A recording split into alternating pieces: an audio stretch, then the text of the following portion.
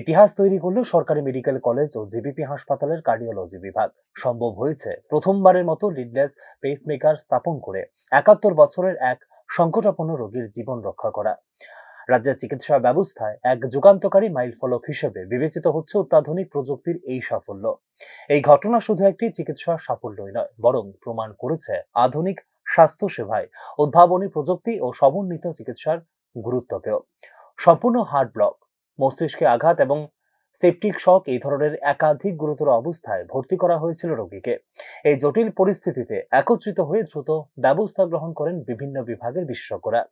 Emergency medicine, neurosurgery, medicine, ICU এবং cardiology বিভাগগুলোর সমন্বিত প্রচেষ্টা গুরুত্বপূর্ণ ভূমিকা রাখে রোগীর স্থিতিশীলতা এবং দ্রুত আরোগ্য। লিডলেস পেসমেকার প্রথাগত পেসমেকারের তুলনায় ছোট, সংক্রমণ কম, ঝুঁকিপূর্ণ এবং দ্রুত স্থাপিতযোগ্য। শিরার মাধ্যমে হৃৎপিণ্ডের ভেতরে সরাসরি প্রতিস্থাপনযোগ্য এই যন্ত্রটি কমিয়ে আনে দীর্ঘমেয়াদী জটিলতা। স্বাস্থ্যসেবার ক্ষেত্রে কম আক্রমণাত্মক এবং আরও নিরাপদ বিকল্প হিসেবে গুরুত্ব পেয়েছে এই অপারেশন। সংকটাপন্ন রোগীদের চিকিৎসায় প্রচলিত পদ্ধতির বাইরে চিন্তা করা অত্যন্ত জরুরি। এই সাফল্য পুরো দলের প্রতিশ্রুতি এবং সক্ষমতার প্রমাণ বলে জানিয়েছে হাসপাতাল এবং মেডিকেল কলেজ কর্তৃপক্ষ।